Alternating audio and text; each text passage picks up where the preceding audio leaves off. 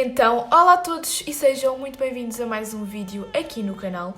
Como vocês já devem ter percebido e se não perceberam vão ficar a perceber agora, a não ser que estejam a ver este vídeo do futuro.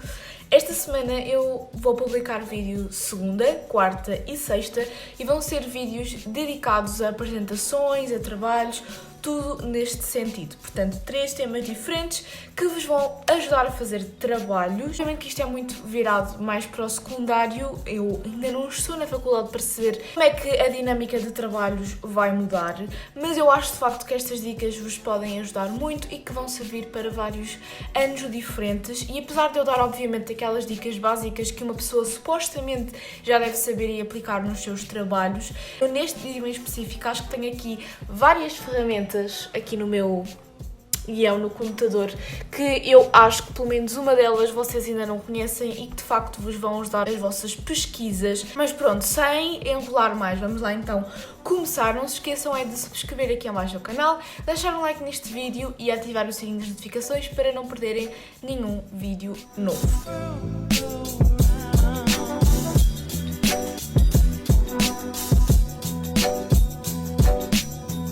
Então, como já perceberam neste vídeo, eu vou-me focar muito na parte de escrever o trabalho escrito. Vou começar as minhas dicas já partindo do ponto em que vocês já sabem qual é que é o tema que vocês vão ter que trabalhar. Às vezes esse tema já é dado, às vezes esse tema é escolhido. Eu já falei no vídeo anterior que vocês devem escolher bem o tema que querem pesquisar e devem sempre ir pela teoria do mais fácil e depois tornam o mais fácil numa coisa um bocadinho diferente daquilo que já foi visto. Depois de vocês já terem então o tema, a primeira coisa que vocês devem fazer é pesquisá-lo na internet de forma livre.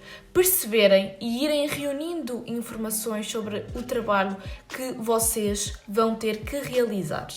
Eu, assim que sei que tenho que fazer um trabalho, vou logo pesquisar o tema à internet, vou logo perceber do que é que se trata, vou logo perceber de que forma é que eu vou conseguir fazer o trabalho, começo logo a pensar de que forma é que eu vou adicionar ali um twist ao meu trabalho para ficar de alguma forma diferente e apelativo. Eu faço adiantadamente um plano do trabalho. Eu costumo fazê-lo no Notion, na aplicação Notion.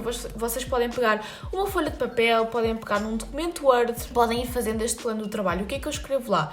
Escrevo tudo o que eu tenho que fazer para que o trabalho fique completo. Por exemplo, tenho que apresentar um livro. Quais é que são os passos para eu poder realizar a apresentação? Tenho que ler o livro, tenho que resumir o livro e tenho que pesquisar informações adicionais. Por exemplo, portanto, vocês neste plano de trabalho vão colocar tudo o que vocês têm que fazer, vão indo colocar os sites que vocês já viram que têm informação útil, podem ir colocando também trabalhos com o vosso tema que já estejam publicados na internet, ok? Sempre para se inspirarem na altura de pesquisarem livremente sobre o tema que vos calhou.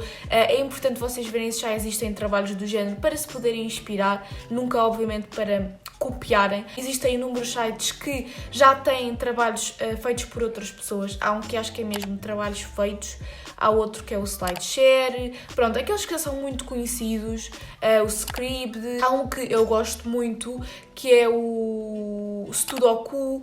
Portanto, vocês vejam se há então trabalho já com o vosso tema para poderem já tirar inspirações. Isto tudo assim, a partir do momento em que vocês já sabem que vão ter que fazer esse trabalho. Imaginem que vocês sabem que vão ter que fazer este trabalho um mês antes de o terem que entregar. Fazem este plano um mês antes.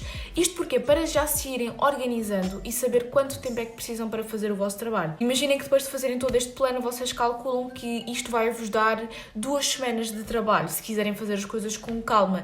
Então vocês já sabem que têm que começar a fazer o trabalho 2 semanas antes de o entregarem, ou então vocês não vão ter tempo de entregar uma coisa com pés e cabeça. Outra coisa que tu podes já começar a colocar neste plano do trabalho é também os vários tópicos em que divides o tema, porque eu aconselho a fazer isso. Tens um tema assim geral, acho que o deves dividir em vários tópicos, não é? Porque para além da introdução, da conclusão, daquelas coisas que nós já sabemos que costumam estar em trabalhos de pesquisa, tu tens que ter vários subtítulos e, portanto, nesta pesquisa inicial podes já ir percebendo também quais é que são os subtítulos que queres adicionar ao teu trabalho. Agora, na altura de realizar de facto o mesmo, depois de já teres feito todo este plano, depois quando já chegaram então aquelas 2 semanas que tu tinhas definido que era o tempo que tu tens para realizar este trabalho. Uma coisa muito, muito importante e que às vezes nós deixamos um bocado de lado, sendo que é uma das dicas mais básicas e das coisas que nós mais temos que ter em consideração, é seguir as indicações do teu professor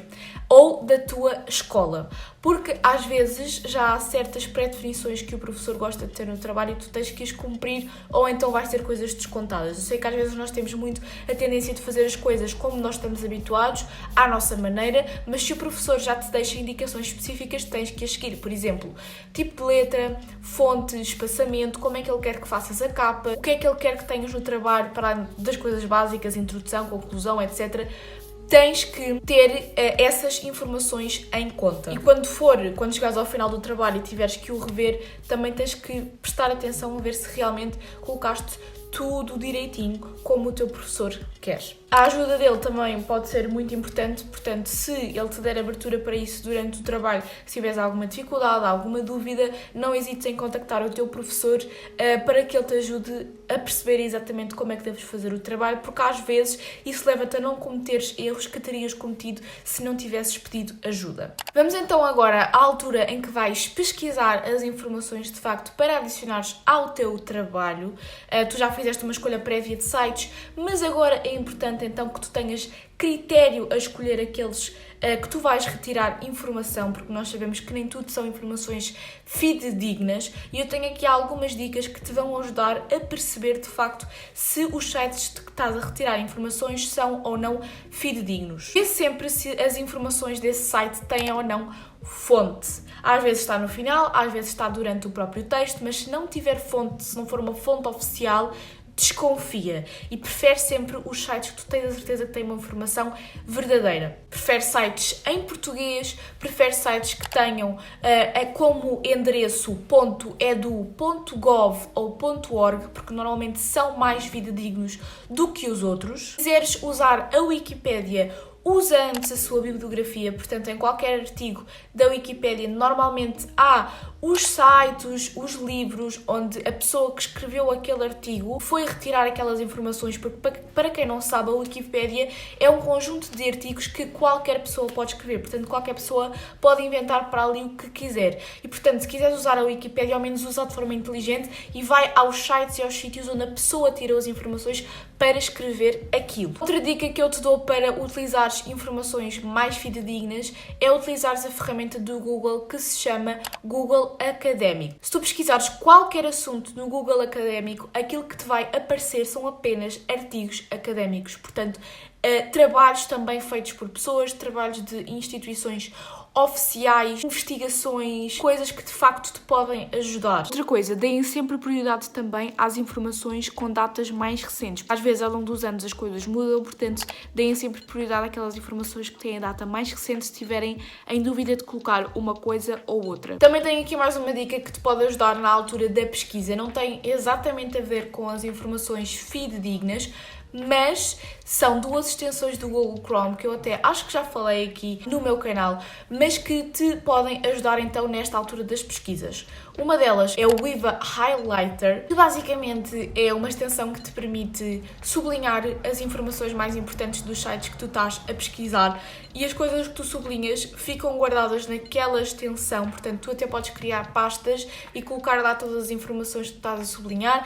Isso pode ajudar-te, enquanto estás a fazer a pesquisa, a reunir informações de vários sites diferentes para depois as rearranjares no teu trabalho. A segunda extensão que eu tenho para vos falar é o Mercury Reader, que é uma extensão que funciona em quase todos os sites, há alguns que não dá, mas na maior parte dá, e é uma extensão que basicamente te vai limpar o site onde tu estás a pesquisar, porque às vezes nós estamos a pesquisar em sites que têm anúncios, que têm imagens, que têm muitas informações que vão poluir a tua pesquisa e, portanto, através desta extensão tu consegues tornar o site onde tu estás a pesquisar quase num PDF todo limpinho. E depois lá está, podes utilizar o Viva Highlighter para sublinhar as partes mais importantes. Portanto, podes conjugar estas duas extensões e eu acho que de facto ajudam muito em trabalhos de pesquisa.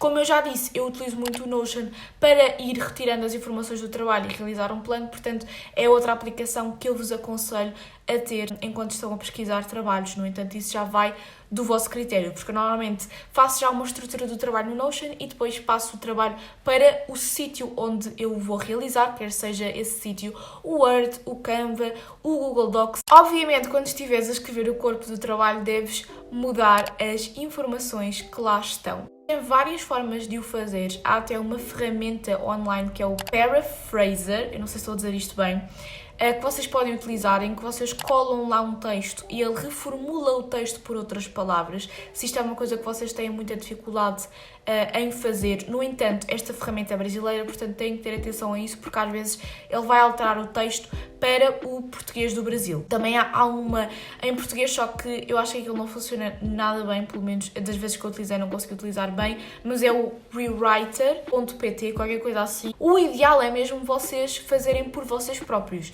transformarem aquele texto que vocês estão a juntar de copy-paste de vários sites diferentes em palavras vossas, em coisas fáceis de serem lidas.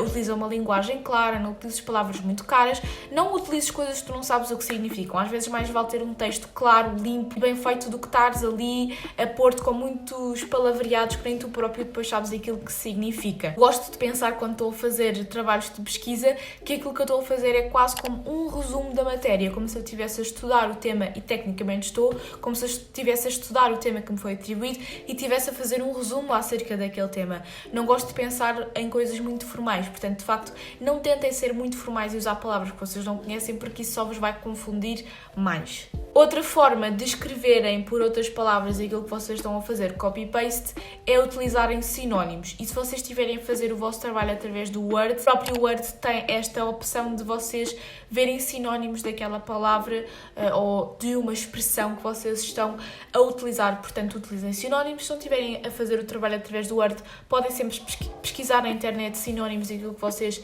querem dizer. A mesma coisa se vocês encontrarem uma palavra que vocês não sabem o significado e que querem reformular aquilo, pesquisem na internet o que é que aquela palavra significa e sinónimos da mesma. O importante é que vocês de facto alterem a informação e transformem aquilo em palavras vossas. Eu também tenho outra regra na minha cabeça, que é: se eu não consigo alterar uma frase para as minhas próprias palavras, eu não a escrevo, porque eu não sei o seu significado, então não vale a pena eu estar a escrever uma coisa que eu não sei o que é, porque até pode estar errada. Eu também gosto muito de utilizar nos meus trabalhos de escrita tabelas, esquemas, lá está, como se fosse quase um resumo da matéria, porque às vezes há informação que em texto não fica tão clara e que em tabela acaba por ficar mais clara. Outra dica que eu vos quero dar é para vocês organizarem, sequencializarem os subtítulos de forma estratégica. Normalmente começa-se do geral para o individual. Vou-vos dar um exemplo. Se vocês estiverem a fazer uma apresentação oral de um livro que vocês leram, se calhar comecem por curiosidades sobre o autor, que é uma coisa geral, depois comecem pelo ano em que foi escrita aquela obra, a editora, informações, mostrem o livro, a capa, a contracapa, etc.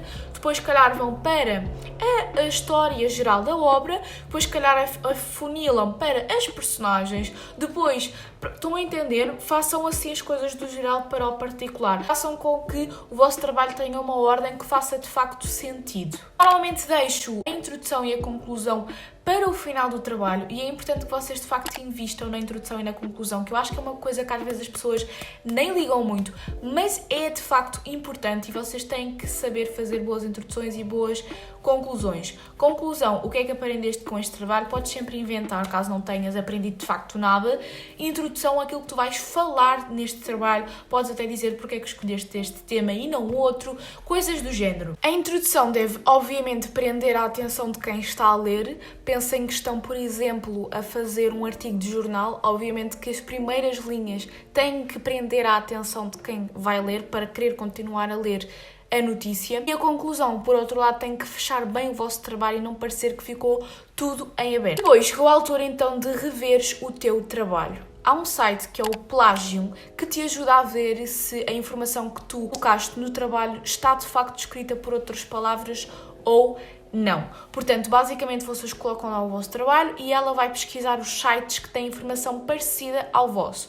E a dica que eu vos dou é: se aparece um site com mais de 50% de semelhanças ao vosso trabalho, até aparece em amarelo a percentagem, muda qualquer coisa, porque mais de 50% já é muita semelhança e se vocês facilmente conseguiram encontrar, o vosso professor também vai conseguir encontrar o site onde foram buscar aquilo. Outro site que eu também te recomendo quando estiveres a rever o teu trabalho é o Flip, que basicamente vai detectar erros ortográficos, erros gramaticais, erros sintáticos, esses erros todos. Vai ajudar a escrever um texto de facto melhor do que aquele que está escrito, porque obviamente também não é muito bom estares aí com um trabalho cheio de erros ortográficos, não é?